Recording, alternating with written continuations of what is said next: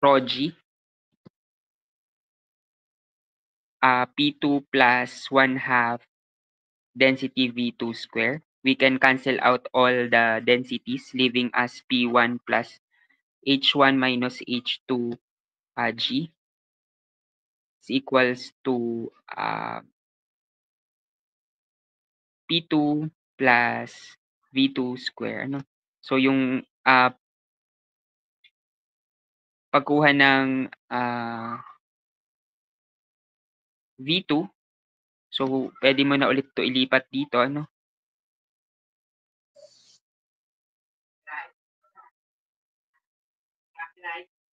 So, sorry.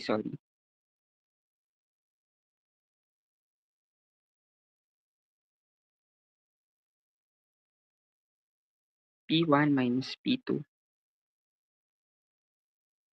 Ang H1 mo pala ay 0 na.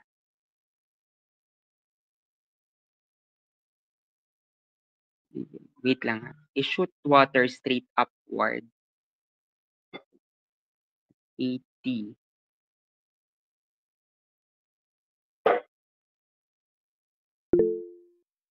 Sorry. Ito pala, sorry, yung water pala niya guys ay yun lang yung nagkaroon ng trajectory. Ano, kaya come up ka pa rin sa 2GH. So, ibig sabihin, on this case pala, same pa din, ano, so, P1 plus 1/2 rho density V1 square, ito ay 0 na, plus yung H1 rho G mo is equals to P2 plus 1/2 V2 square plus H2 rho G. Ito pala ay magiging 0 din. Ano? Leaving as P1. So, same pa din. Ano yung kay Torricelli na P1, P2 plus 1/2 P2 square. So, lipat nyo lang. So, meron kang P1 minus P2 is equals to 1/2 density V2 square. So, meron kang P1 minus P2 is equals to density V2 square over 2. Ano? So, cross multiply. So, meron kang density V2 square is equals to 2 times P1 minus P2. Divide both side by density. Ayan. So, meron ka ng V2 na square root of 2 P1 minus P2 over density. Ano? Para makuha yung V2. So, same lang din. Ano? So, solve nyo nga kung parehas, kung makukuha nyo gamit to. So, 2 times, ano yung nakuha natin? 294,000 over density na 1,000. Sige nga guys, tingnan nyo kung parehas siya dun sa 2GH.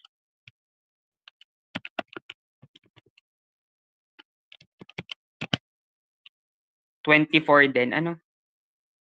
24.24, 87 meters per second. Ano? Tapos pag 2GH, 9.81 times 30. 24.26. Ano, may konting difference lang. Tama? So, same lang din siya, no? Pag yung long method at short method. So, I suggest, pag nakakita kayo ng ganitong problem, square root of 2GH na lang. Ano? Ayan.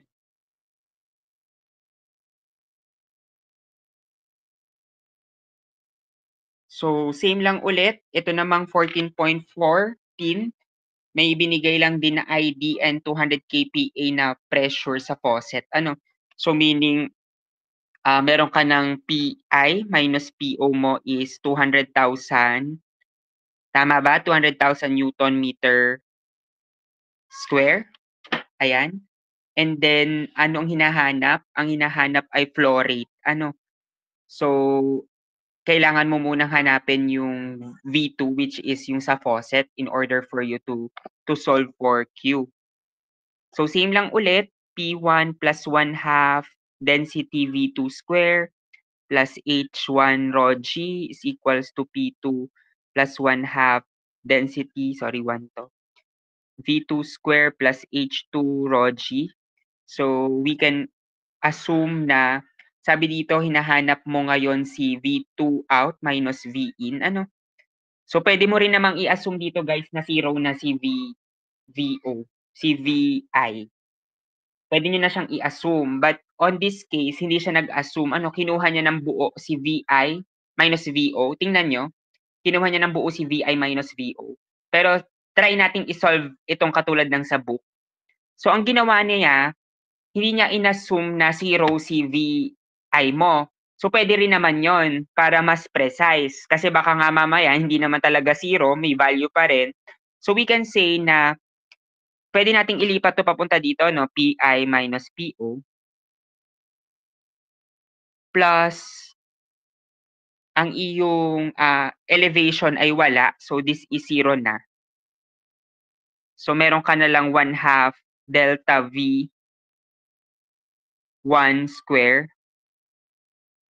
is equals to 1/2 delta V2 square, ano, which is puwede mo rin siyang sabihin na P minus P sub O, equate mo sa kabila, puwede mo yang ilipat ilipat papunta dito, ano.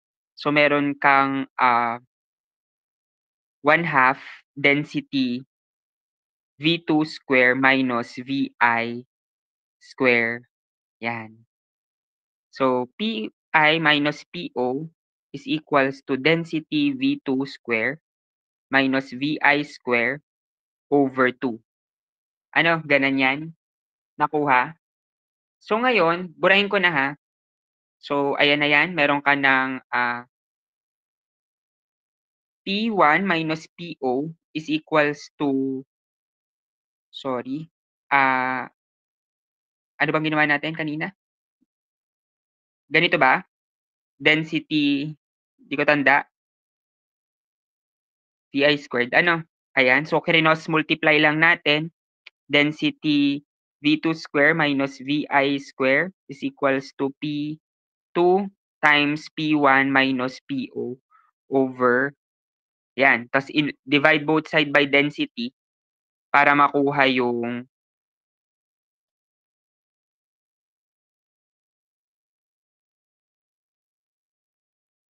eto, ano. So meron kang V2 minus Vi na square root of 2 P1 minus Po over P, which is ang makukuha niyo diyan is around na V2 minus Vi ay 20 meters per second, ano. Dahil nga sabi lagi daw mas mababa naman si V1, tama? Laging mas mababa si V1. So we can assume na itong 20 meters per second ay yun na yung V2 mo, yung 20 meters per second. Naintindihan? So ito lang yung other way ng pagkuha ha. Pero ang atin na lang is i-assume niyo na lang na V1 is zero.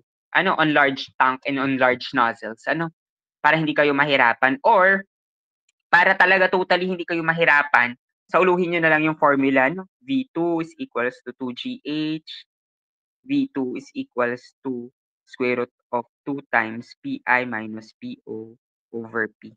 Ito, ayan. Okay? Gets? Tapos yun na yun, kinuha na yung flow rate after makuha yung V2, given naman yung inside diameter.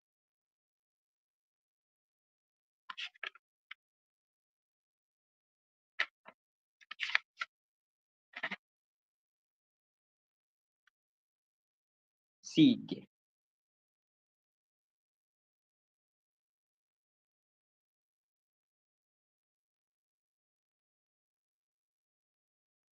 Let's solve for 14.15. So sabi sa 14.15 meron kang pipe. Ito yan. Tama? Tapos ito daw ay 16 cm. Ito ay 10 cm.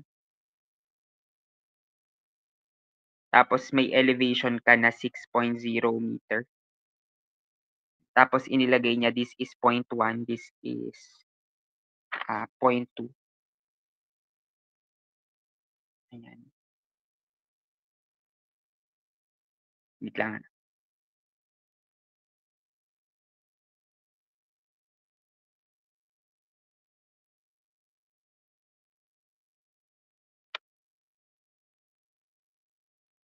Ayan, sige. Tapos, ang sabi daw ay meron daw at section 1 meron kang P1 na 200,000 Newton meter square. Tapos at point 2, which is 6 meter higher than point 1, ibinigay yung density ng fluid, which is 800 kilogram per cubic meter. And then ibinigay din yung flow rate at 0.030 cubic meter per second. Ano? So, ay nahanap ngayon is pressure 2.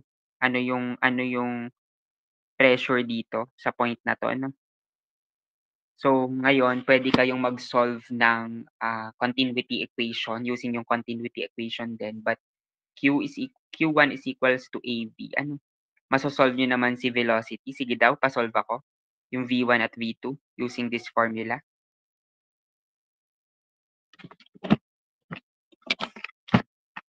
Patry ako.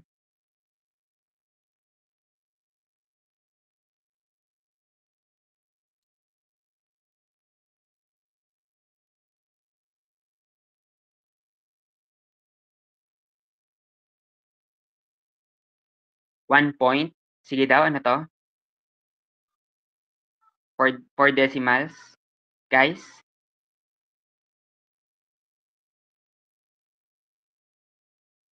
Anyone? Tulog na? Sige, Mr. Librada.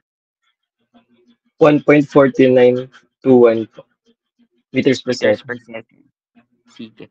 Yung pangalawa, sige daw. Ikaw na din, Mr. Librada. Go ahead.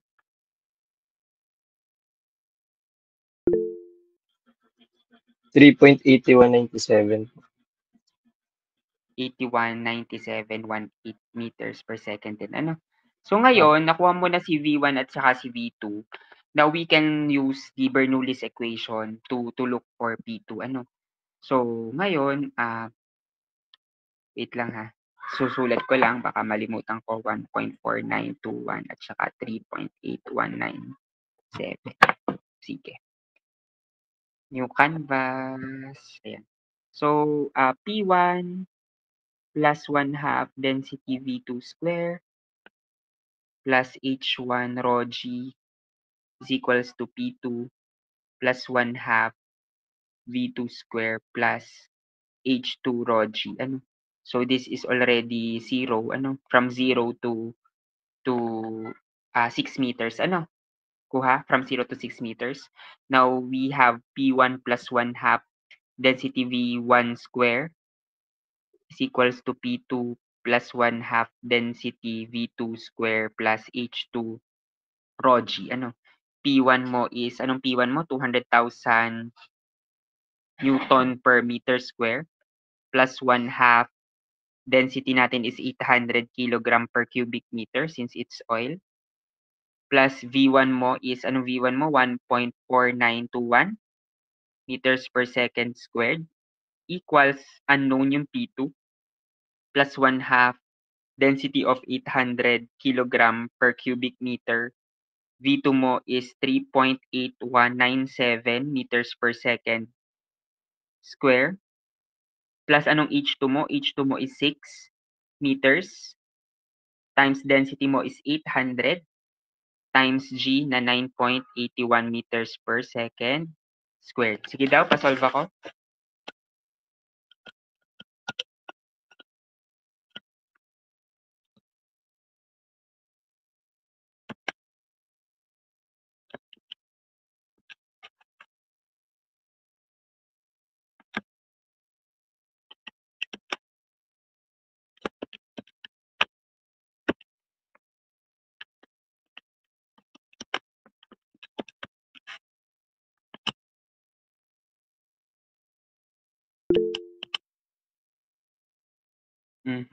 Mali yata akong calculus. So, 200,000. So, kulang to.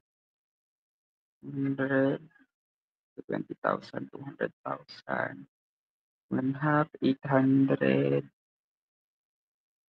1.4. This is square. X plus 100 plus 8 plus 3.81 square.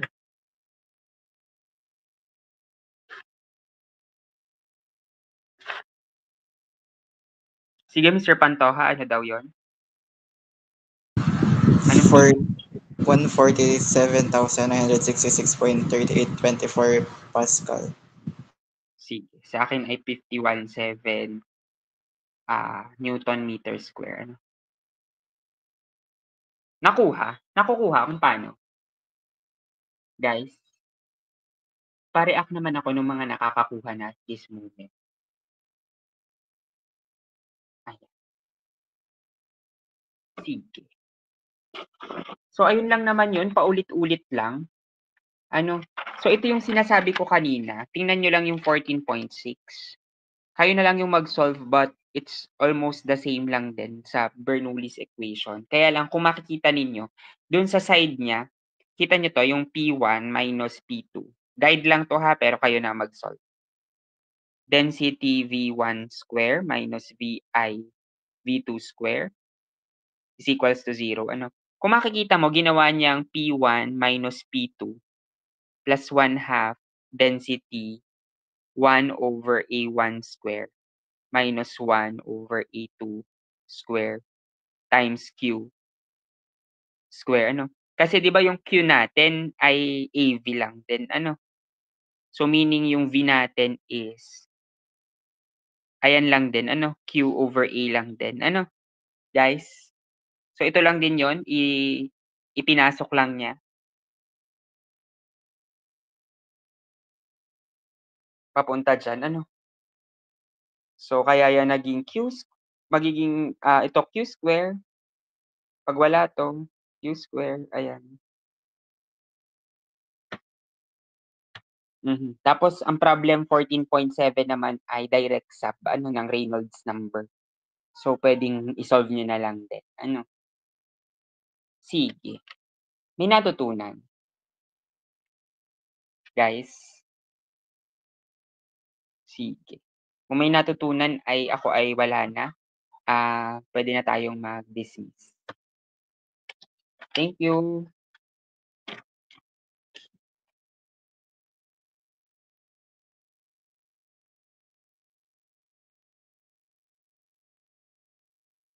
Thank you po, sir. Thank you. Ingat. Thank you po.